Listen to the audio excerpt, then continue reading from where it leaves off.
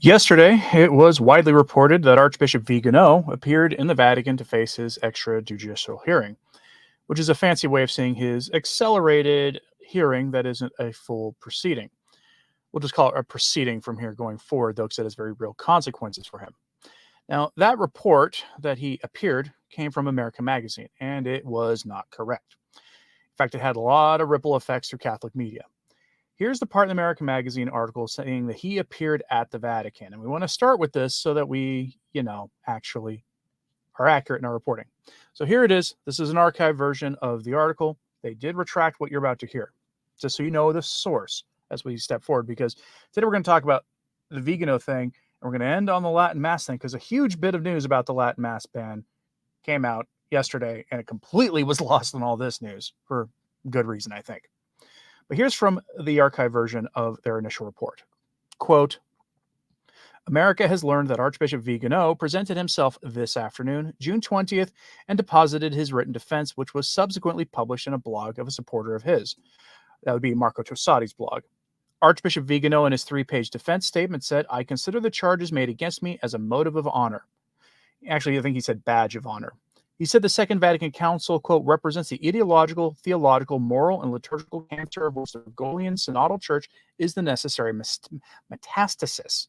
He added, among other things, that, quote, I reject and condemn the scandals, errors, and heresies of Jorge Mario Bergoglio, and said, with this Bergoglian church, no Catholic worthy of the name can be in communion. And, quote, from the American Magazine article, that turns out to have been basically an error. Not in total error, as you will see here, but the main point is in error, that he did not appear in court. Now, if you watch Taylor Marshall's live stream on that, that's not news for you, but they did retract it. I have used up my free viewings of American Magazine articles for the month, so we will go with Novus Ordo Watch Screenshot, which has a link there. You can double check if you want, but I trust the reporting on this. They say they issued a correction yesterday. Archbishop Vigano did not present himself to the Vatican court on June 20th, as this report initially stated. Now, that should not surprise anybody at all in any of this, because at the end of the day, his statement that we read yesterday together clearly shows he doesn't think any of this is valid in the slightest, and I don't really blame him for that. He has until the 28th of June to show up in Rome, but he won't be showing up at all. If you haven't seen this, he has made it extremely clear that he is not going to be showing up. He shared this himself on Twitter to show you that this is completely true, that he confirms he has not and will not attend the Vatican Schism trial. Now, again, there's a lot more to his reasoning than what he said there on Twitter. Published by LifeSite is the article by him. This is his words. So the headline is, Archbishop Vigano confirms he has not and will not attend Vatican, quote, schism trial. You can tell that the LifeSite shares my opinion when they put the word schism in quotes there, that they don't think this is valid in the slightest. Quoting him for the deck, I therefore wish to make it clear that I did not go to the Vatican yesterday, and I have no intention of going to the Holy Office on June 28th, meaning the dicastery for the doctrine of the faith, which was once upon a time called the Holy Office, and that I have not delivered any statement or document in my defense of the dicastery, whose authority I do not recognize, Vigano wrote. Now, some people are like, oh, that's extremely schismatic. I'm like, I suppose you could make that argument, given that he is saying he does not recognize the authority of the dicastery for the doctrine of the faith that is headed by Cardinal Fernandez. I can't blame him. Again, he has the opportunity here, if he wants to make this a trial about Francis heresies or alleged heresy, if you prefer. He's not going to do that, though, because he doesn't think it's valid, as you will see in his statement. It's not a super long statement, so we'll just give Vigano his due and let him speak for himself here. The reports spread by certain media outlets stating that I presented myself yesterday, Thursday, June 20th, at the Palace of the Holy Office, as intimated to me by the decree of the dicastery for the doctrine of the faith, is devoid of any foundation. These reports are completely false. The Jesuit magazine America, the media arm of the Society of Jesus in the United States, and the megaphone of the Church of Mercy of the Jesuit Bergoglio has rushed ahead, while Vatican News was still totally unaware of the decree sent to me on June 11th. only by a simple email without respecting those formalities necessary for the validity of this communication of a decree, and which I myself published on X 2 hours ago before the meeting scheduled at the dicastery. Although all the elements were clearly stated in my communique, inferences and speculations took precedence, in typical Jesuit style. Let's pause here. You are beginning to see a defense that he's laying for himself against the validity of these entire proceedings. They were only delivered by email, which is probably the only way they knew how to get a hold of him, they would say, but there are certain formalities that are necessary for this, and that would be including in-person delivery of the decree. Now you might be saying, well, he's hiding. Sort of, except everybody in Italy knows where Exsurge Domine is based out of, and that he is the head of Exsurge Domine.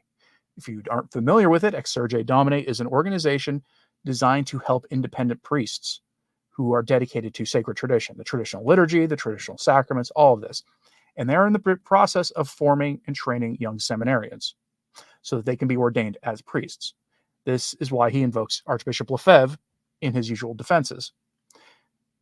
But everybody in Italy knows where Exsurge Domine is located. It's not like they couldn't have sent a courier there with a hand deliver the statement with the official seal of Cardinal Fernandez on the document. That's his defense. You can clearly see a defense being laid out here. He continues saying, haste is a bad counselor.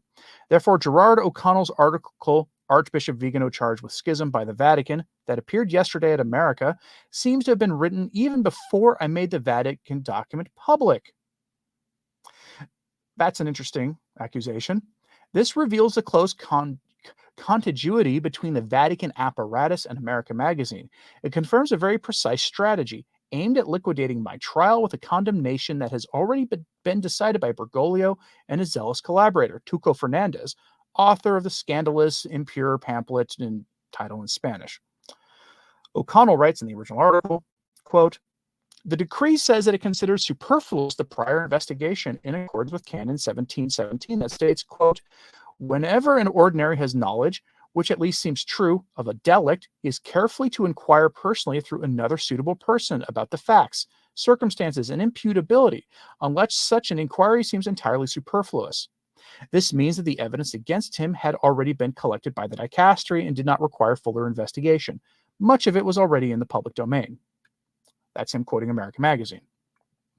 As can be seen, quote, evidence is considered superfluous and the procedure is deliberately simplified in order to reach a conviction as soon as possible. Quoting the article again. America has learned that the decision to proceed with the extrajudicial penal trial would have been approved by the Pope, since the accused is a bishop. And that's not all. The Jesuits of America are already giving indications about my procedural destiny. Quote, the extrajudicial penal trial is in accordance with Canon 1364 of the Code of Canon Law, which states, quote, an apostate from the faith, a heretic, or a schismatic incurs a late sententia excommunication without prejudice to the provision of Canon 194, and that he or she may also be punished with the penalties mentioned in Canon 1336, subsections 2 to 4. This means, among other things, that the excommunication would be declared publicly, and it would remain in force until the convicted person repents. That same Canon 1364 also states, quote, if a long-standing contempt or the gravity of scandal calls for it, other penalties may be added, not excluding dismissal from the clerical state. And quoting from the American Magazine article. You notice that it looks like they kind of know how this is going to play out already. I'm going to remind you, James Martin, Pastor Jimmy Martin of the Jesuit Church, who is the editor-at-large, I believe, of American Magazine, is a consultor to the Dicastery for Communications at the Vatican. He tends to know things before anybody else does. He has shown this multiple times with things that he puts out on Twitter and articles that are very detailed that get published the day something happens in Rome. He knows ahead of time before most anybody else does. I wonder if this part of it. Let's continue with Vigano.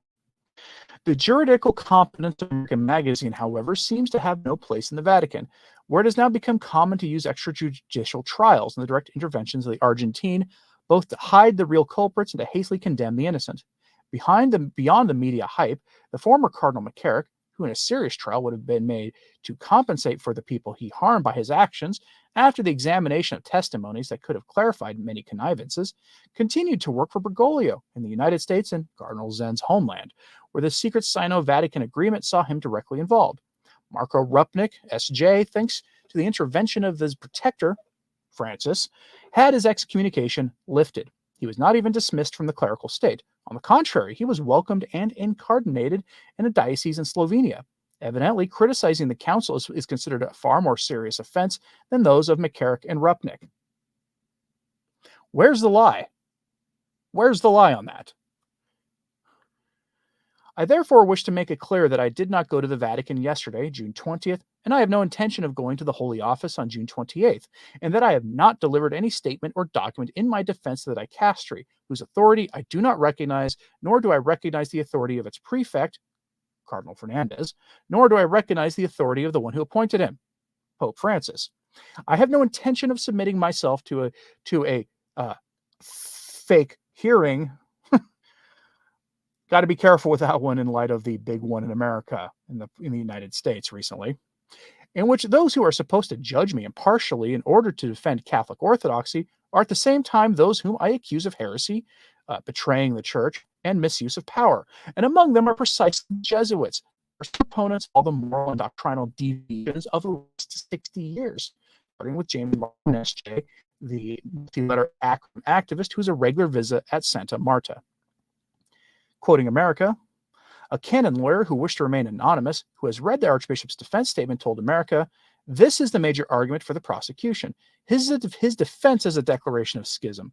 It is the most egregious act of schism. He explained that the extrajudicial procedure envisaged usually does not take much time. If the Archbishop is convicted, the Pope would then have to confirm the penalties.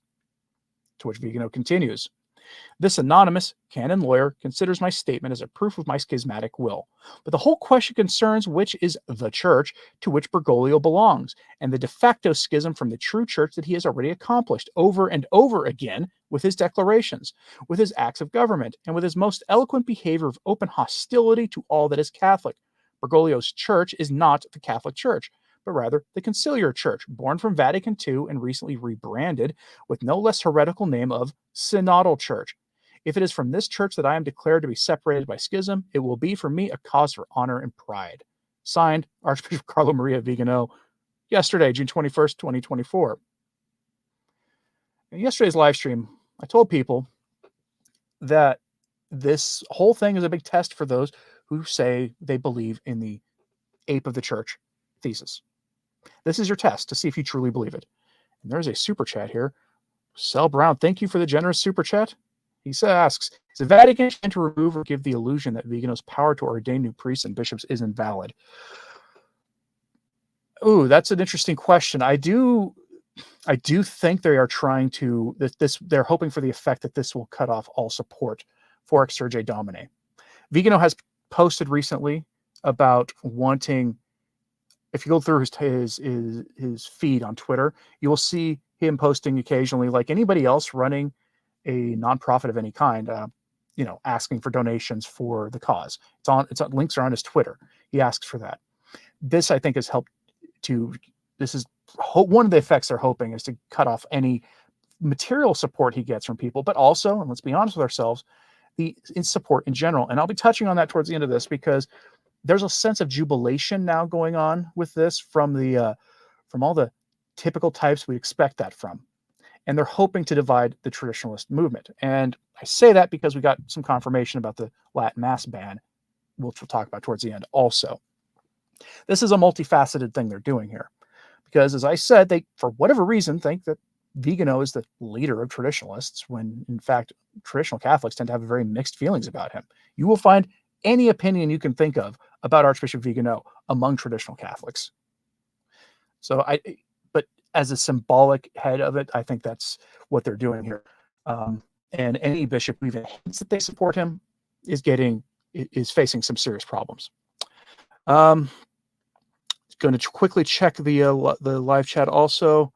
All right, let's continue with this though, because this is what Vigano said there will be used against him, and that's fine. He knows what the consequences are going to be. He knows that this was all decided before it started. But I want to remind you something. excommunication and schism are actually a big deal. They're not to be taken lightly, assuming the person doing the excommunicating has the authority to do so, which Vigano clearly disputes. As you heard in that letter, he completely disputes it. I want to show you something here to remind you precisely of what we are dealing with here. This is just one of many, many, many, many things. People decided to put this out yesterday. This tweet says, Frank Bergoglio defended Martin Luther, who was excommunicated by Pope Leo X. Justification by faith alone is condemned by the Council of Trent. The Lutheran position, justification by faith alone, formally condemned infallibly by the Council of Trent. And Francis is there. Io credo che it's in Italian, so I think that Martin Luther's intentions, he's speaking more slowly than I do. I think that Martin Luther's intentions were not mistaken, says Francis. Nowadays, Lutherans and Catholics and all Protestants are in agreement on the doctrine of justification. On this very important point, he was not mistaken. You get the idea. This is a tacit rejection of the Council of Trent. The Council of Trent formally rejected everything you just heard him say there. And it's don't take this lightly. This is the person basically trying to excommunicate Archbishop Vigano. And thought I'd share this gem from Taylor Marshall also on this. Francis splinters. If you disagree with Pope Francis, you are the new Martin Luther. Traditional Catholics. Okay, but Francis loves, promotes, and honors Martin Luther. He erected a statue of Luther in the Vatican. And there's that picture of the statue of Luther in the Vatican. Looks like it's made out of candle wax. Maybe the red is supposed to signify all the innocent Catholics who lost everything, including their lives, at the hands of Martin Luther. Maybe that's what that's there for. But the Vatican, this Vatican under Francis, has issued commemorative stamps to Martin Luther and all this. And then they're excommunicating Vigano for having some very serious questions and pointing out some very obvious things about the state of the church now. But not surprisingly, the Bergoglian media has been jubilant about Vigano's coming excommunication from the ape of the church. This is especially true of any priest or bishop who in any way expresses support for Archbishop Vigano. I'll give you a case in point here. This is from a priest who works in Rome, Father James Bretsky. So he has a moral theology degree from Rome. He's actually the professor of theology at John Carroll University. So he worked in Rome. I read some of his things he said. He's written a lot. And here, Bishop Strickland, yesterday, just says, St. Athanasius, pray for us, with the quote, even if Catholics faithful to tradition are reduced to a handful, they are the ones who are the true church of Jesus Christ, says St. Athanasius. Favorite quote from traditionalists today. And he is accusing Bishop Strickland of having coded support for Carlo Maria Vigano, and then demanding he be a little more clear. Here's the thing. It's not subtle, actually. Bishop Strickland isn't being subtle in this at all. He may not be saying the name of Vigano, but he's expressing support for him. After all, they're going through the same kind of thing together. And you will see more and more of this. I want to actually show you this. I had a good chuckle about this when I saw this. I posted it on my personal Facebook. But this is tweeted by Mike Lewis. It has me blocked on Twitter, which is fine. But this was, I saw this, and this is he's a proprietor of where hyperpapalism is, or where papolatry is, or where Peter is, whatever the name of his blog. Very well written material there. I will give him credit. But he says on Twitter, will Vigano be the first to crack on some traditionalist shelves? Because let's face it, Marshall, Matt, Weston, I don't know who this Stine person is, because that's not how you spell my name, Hall, Strickland, Altman, Coffin, Gaspers, again, probably me again. I guess I live free in bed. Hahn, yeah, Schneider, Kwasniewski, Lefebvre, Ripperger, Smith. I'm not sure who Smith is, and so many more aren't really that far off. What they are saying here is they really want us to lose our audiences and our platforms because we support Vigano. That's what they're doing. There's a sense of jubilation coming from these guys. And it's a really remarkable thing to watch unfold. I caution people to remember that being excommunicated means you are cut off from the sacraments. if it's valid. People should take it seriously. You should never be happy that somebody whom you are opposed to in the church has been cut off from the sacraments. It should be a moment of sorrow. If James Martin were excommunicated tomorrow, it would not be a moment of jubilation. I would be calling all of you to pray for his interior conversion. And I would have more respect for the other side in this if they did the same thing with Archbishop Vigano. But I have not seen any calls for prayer for his conversion. That's what this is being treated like. And there's a lot more of those, that kind of jubilation. But I'm going to pivot now to keep for the sake of brevity, to this. Catholic culture.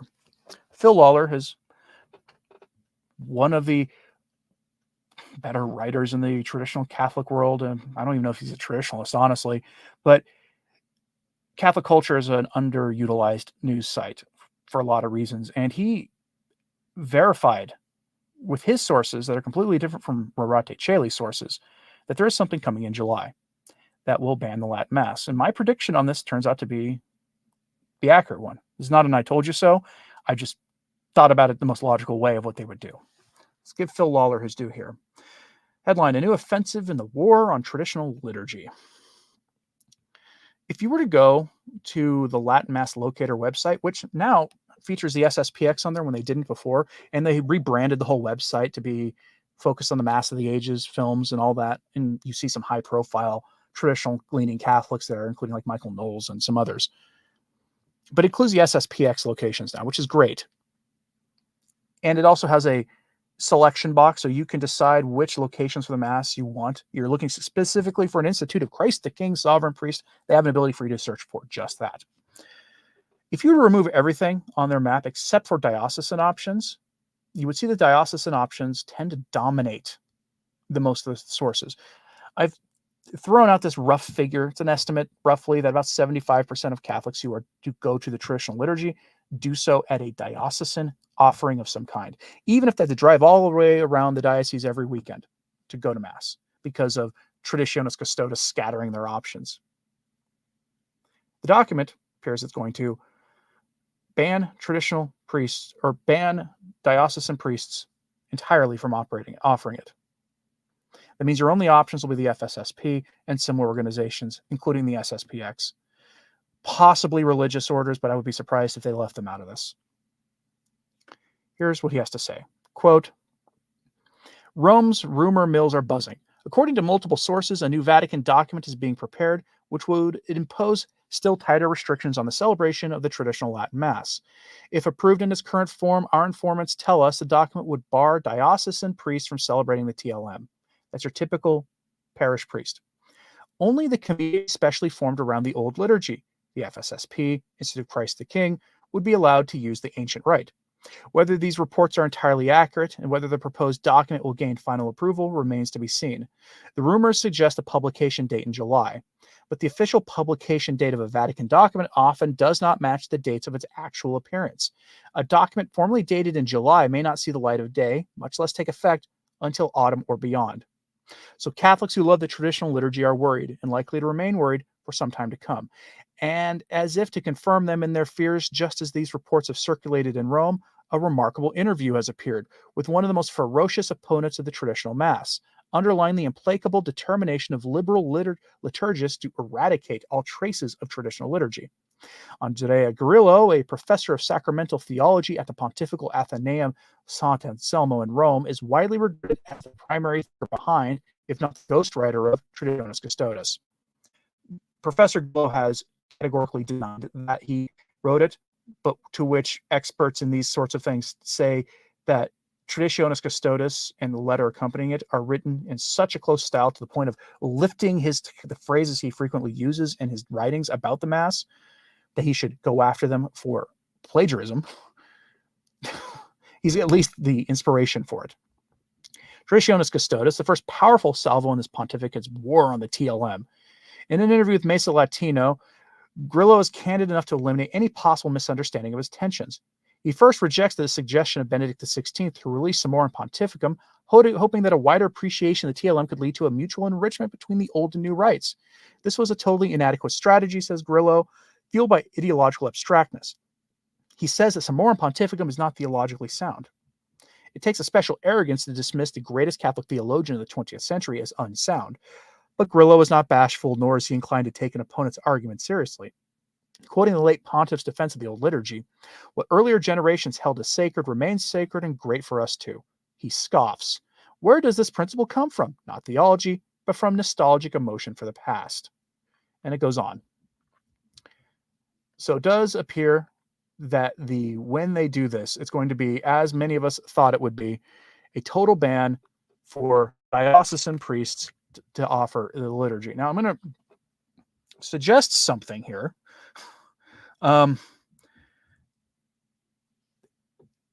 If you're not aware, the FSSP, their priests will very often train traditional priests, diocesan priests, on how to offer the traditional Mass.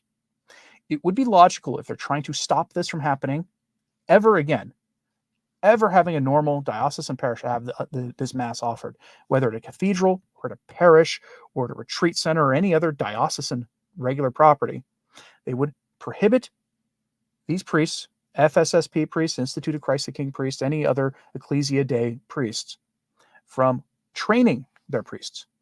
They would also formally prohibit this from happening in seminaries. It would also make sense for them to issue something that also says that all the religious cannot have any traditional Masses at all, or they cannot be public. That traditional convents and traditional monasteries either cannot have the Masses at all, or if they are dedicated to tradition, they have to be closed door only for members of that community and representatives of the diocese, and that's it. No one else can attend those Masses. That would make sense. In fact, it would be weird not to make it that draconian. And here's the thing. When Traditionis Custodes, when it was clear that document was coming, I and some others made predictions of what it would be, and we came up with the most draconian things we could think of, and we were wrong. Not wrong about it being a bad document. We weren't being engaging our imaginations vividly enough. So there will be something that comes with this that will be very, very hard. Veritatis reminds us about the papal bull of Pope St. Pius V that says, from Quo Primum, that says they can't ban it. You're right. They don't care. There's a lot of misinformation about the traditional Mass, and since there's a fair number of people watching this, I thought I would clear the air. There's this belief promoted by the papalitors that the new Mass was allowed to be promulgated, and the traditional Mass was allowed to be abrogated, suppressed, because, in their words, they believe that Pope St. Pius V in 1570, with Quo Primum, issued a new Mass, that the traditional Mass was a new Mass. That's what they believe. They are wrong on that. What Quo Primum did was suppress any new forms of liturgy that were younger than 200 years old, and made the traditional Mass that we call the traditional Mass the normative rite of Mass in the Western Church. Because there were new liturgies popping up all over the place, and they were causing chaos. And it made it the normative Mass for the Western rite of the Church. That's where most of us are watching this from, in perpetuity forever. And so there's a debate. There's an argument made from some traditionalists that Quo Primum is binding, and thus the new Mass was nothing wrong with the Pope promoting a new Mass, but the replacing the traditional Mass as the default Mass of the Western Church was actually invalid. That's kind of the argument from the more moderate traditionalists on this.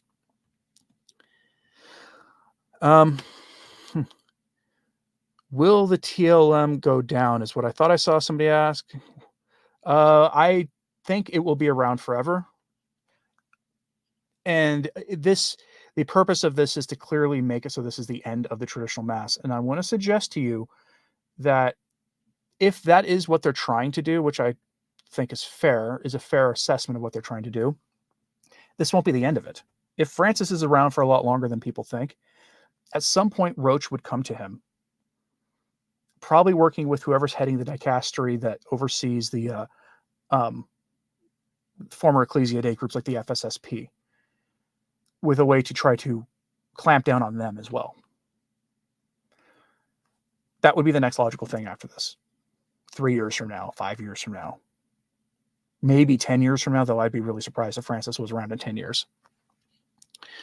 Any final thoughts, though, before we are done with this? Time to plan for home altars in case private homes will be the only venues left for the traditional mass. If you have the ability, that'd be very good. I mean, in the bad old days in the 70s and up until the mid 80s, when John Paul II started issuing documents allowing for limited use of the traditional mass again, you had traditional masses being offered by priests in people's homes, in barns. You had it in shopping centers. You had business owners Catholic business owners would allow people to have their mass said in their facilities on Sunday mornings when their business was closed. Restaurants, you had it at convention centers. I mean, any place that they could get to offer the mass was how it was done. There are some who think that that's where we're headed again. Ray Max says, the Council of Florence affirmed the words of consecration used in the TLM, so they're attacking, quote, primum, the Council of Trent and Florence, heretics. Yeah, but they don't care. Because, again, their core argument goes back to a matter of ecclesiology. They do not believe that the ecclesiology of the post-conciliar era, of right now, that the traditional mass is compatible with that. They have said this multiple times. Ecclesiology is a fancy theological term meaning for the vision of the church. What is the church? How is the church? What does the church do? They don't believe that the mass, the same liturgy that fed the church and the saints, developing organically from apostolic times slowly through 1962, is compatible with the post-conciliar church. That is a statement of rupture. That's what they're saying, that there was a rupture. That is their admitting that there was a rupture. I'm not the one saying it. They're saying it for us. Roach has said it multiple times. I've reported on it many times, although it's been a while. Francis has said it. Others have said it. So believe them. That's why they're suppressing it. Or at least trying to. Jackie reminds us that the SSPX chapel that she used to attend have mass in a school gym until they could build a chapel. Sel Brown again. Thank you again for the generous super chat. He says, unfortunately, I think the elimination of the TLM is more sinister. All church documents are in Latin. This makes priests incapable of reading Latin. Have you noticed that a lot of new Vatican documents are in English or Italian, usually Italian? And then it's months later before an official for the archives version is translated to Latin. This was the case with Traditionis Custodes. I remember seeing all sorts of Catholic commentators, usually ones who are more known for their writings at New Liturgical Movement and other places like that, publicly saying, hey, this isn't, Traditionis Custodes isn't binding because it's not in Latin, and canon law requires it to be Latin. And it took months for them to get one in Latin.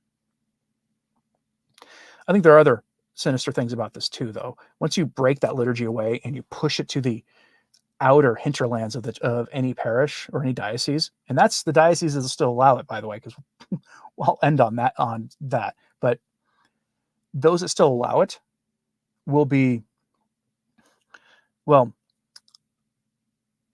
once you push it to the hinterlands, it makes it so it reduces it to a curiosity in the church. How many of you have ever been to a Mozambique rite mass, divine liturgy? How about Ambrosian rite? Or the traditional Carmelite liturgy, which is offered by the Carmelites who make Mystic Monk coffee. That's the mass they say that they have at their ranch or at their monastery. I say ranch because I've seen pictures on their website of them roping cattle, doing cowboy things. How many of you have seen that? Or the traditional Dominican rite. Hard to find that. I know the only one that I know of is in Portland, Oregon. I know there's others, but that's the only one I know of. This will be an attempt to reduce that to sort of a more readily available version, but still out in the hinterlands of places. And that's the parish, that's the diocese that will allow it. Because here's the thing. People forget this. The FSSP are allowed in a diocese at the whim of a bishop I've reported to you many times in the last year how some of the bishops who do not like the fact that in France the traditional mass is growing in popularity have kicked the FSSP out of their parishes, out of their dioceses, turning what would be for most Catholics in a diocese an hour drive to get to one of their masses to a 2, 3, 4 hour drive to a neighboring diocese. Some Catholics are willing to do it, others are not willing to do it regularly or at all. Dean reminds us of the simple truth of this. He says, the truth is the Bergoglians despise the people who attend the Latin Mass. They will try and destroy it out of pure spite. Yeah, it's, again, this is why I always talk about the new religion. It goes back to prophecy, the ape of the church. The church that would, the false edifice of a Catholic church that looks Catholic, while behind the scenes they try to dismantle the Catholic Church. They fail in this, according to all the different takes on this I've seen from different mystics. They fail in this endeavor. Fun fact, Raven Ray says the traditional ceremony for matrimony uses the Moser Arabic, nor Roman rite in the Philippines, Guatemala, and a few former Spanish colonies. That is interesting. That is interesting.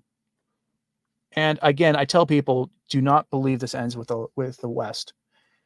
All the Eastern Rite Catholics should be paying attention to, because the liturgists, as you can see from Andrea Grillo's interview that I did read to you a few days ago, he intends this to be a single rite of Mass for all Catholics. His words, all Catholics. Unless he doesn't think Byzantine and Maronites are Catholic and all the rest. All right, folks. Thanks very much for tuning in and your generosity with the Super Chats today. Please pray for Archbishop Vigano and everybody involved in his proceedings in Rome, and everybody we talked about, all the commentators who are dancing about this. Please pray for them. And as we always say, we should never take jubilation at the errors of others. Yeah, as I figured there was going to be a small amount today. Nothing I can do about it. Anyway, thanks very much for tuning in today. As always, pray for the church. I'm Anthony Stine. Ave Maria.